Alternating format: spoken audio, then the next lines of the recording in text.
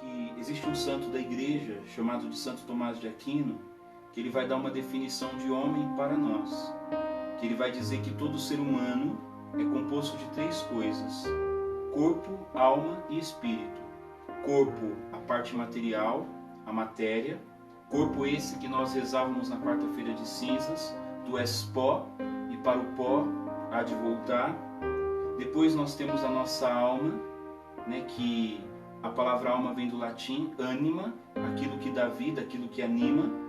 E depois o terceiro é o espírito.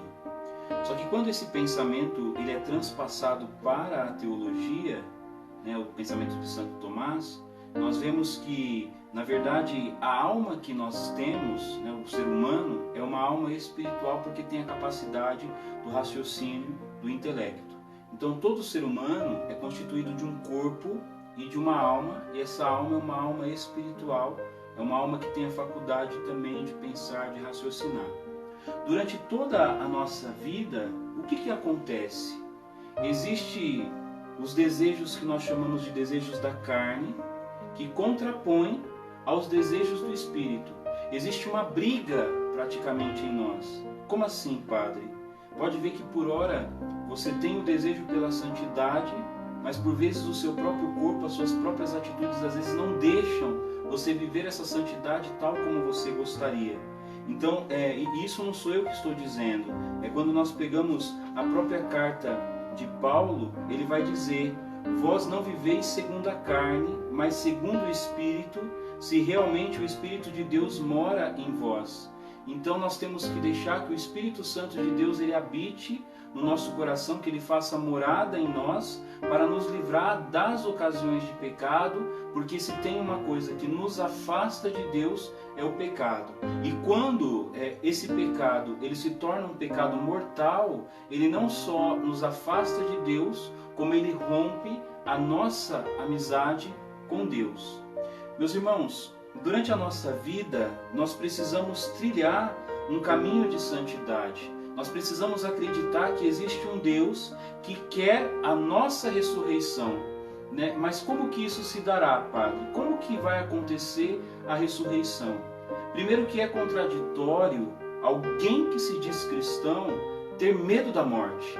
Porque para nós a morte, como cristãos mesmo, a morte para nós é apenas uma passagem. Porque, querendo ou não, a vida que nós levamos nessa terra, ela é passageira. E para adentrarmos a morada celeste, vai depender dessa passagem. Vai depender de cada um de nós, das nossas atitudes, daquilo que nós fizemos ou daquilo que nós fazemos, né? É isso que vai depender a nossa entrada na morada celeste.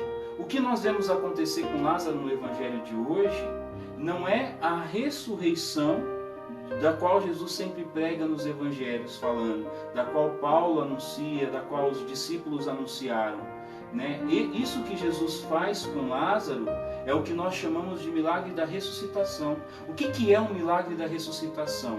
São pessoas que morreram, né? Só que porém Jesus vai lá, reza, ou então como aconteceu com o apóstolo Paulo, e a pessoa volta à vida, só que depois ela tende a morrer novamente, ela não fica nessa terra eternamente. A morte vem para ela definitivamente nessa terra, para que depois ela possa simplesmente passar por essa morte, né, e conseguir alcançar, chegar à ressurreição dos últimos dias. A pergunta que deve ser feita também nesse evangelho: por que da necessidade de Jesus ter ressuscitado Lázaro? Por que ele fez esse milagre da ressuscitação?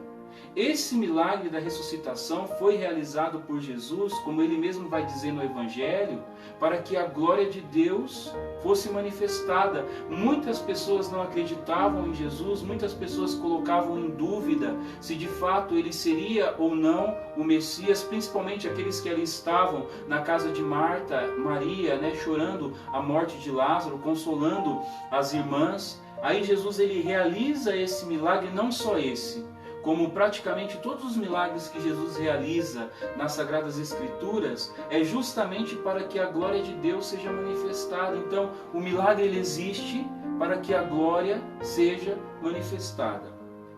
Depois também, ainda voltando para o pensamento de corpo, alma e espírito, que depois transpassado para a teologia, é corpo e espírito, porque a nossa alma é uma alma espiritual.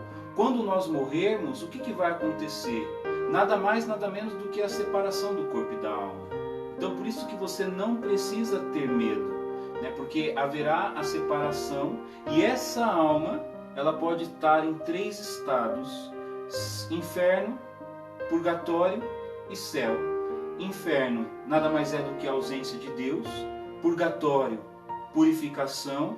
Para lá vão as almas que precisam se purificarem para adentrarem o reino celeste. Então, as almas que estão no purgatório é certeza de reino celeste, porque ali eles estão passando simplesmente pelo purgatório por um período de purificação, que nós já vemos muitas pessoas, muitos santos já tiveram a visão mística daquilo que é o purgatório, né? Não deseje muito purgatório, não deseje mais o céu mesmo, né? Que céu é presença de Deus e é para lá que nós queremos ir. Então existe um primeiro julgamento que não é Deus que vai te julgar, porque Deus ele é muito misericordioso para julgar os seres humanos. Neste primeiro julgamento, quem vai ser o juiz desse julgamento é você, porque são as suas ações que irão dizer para onde você vai. Esse tempo, por exemplo, que você está vivenciando aí, confinado dentro da sua casa, é um tempo de você glorificar a Deus, é um tempo de você adorar a Deus e é um tempo também de você buscar uma vida de santidade.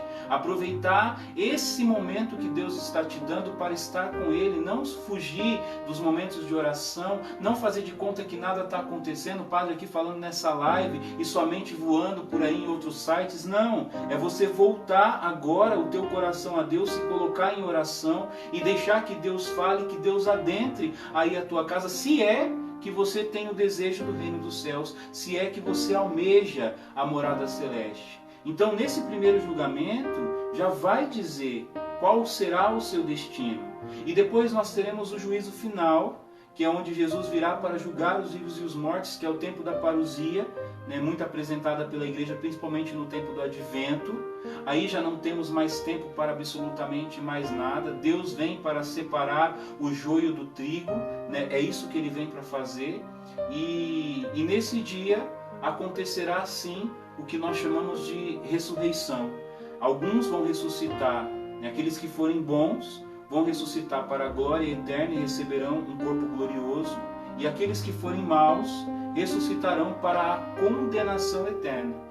Como eu dizia na missa da manhã, é muito fácil a pessoa pintar e bordar nessa terra, aí quando chegar no final de tudo, ir para a glória celeste, ou então morrer de vez e acabou, não existe mais. Não, a pessoa vai continuar existindo, só que porém ela vai estar condenada eternamente, fora da graça, fora da presença de Deus, não vai estar com Deus, vai receber esse mesmo corpo que ela tem, só que porém um corpo tenebroso, né? E ressuscitará para a condenação eterna. Agora, aqueles que caminham, aqueles que buscam a santidade, aqueles que buscam fazer a vontade de Deus, no fim dos tempos, ressuscitará para a glória eterna e irão receber um corpo glorioso como o corpo de nosso Senhor e Salvador Jesus Cristo. Não precisa ir muito longe, basta olhar os próprios evangelhos. As mulheres não reconheceram Jesus, os discípulos de Emaús só foram reconhecer no partir do pão, e assim por diante. Tantas outras pessoas que tiveram a experiência do ressuscitado não conseguiram o reconhecer em primeira instância, justamente porque Jesus estava já no seu corpo glorioso, já estava no corpo pronto para a subida à morada celeste, para sentar-se à direita do Pai. Peçamos a Jesus que Ele nos dê a graça também de um dia ressuscitarmos, de podermos alcançar essa ressurreição, que nós possamos, nesse período de pandemia, buscar a nossa santidade de vida, buscar a Deus sobre todas as coisas, fazendo a vontade dEle. Louvado seja nosso Senhor Jesus Cristo, para sempre seja louvado.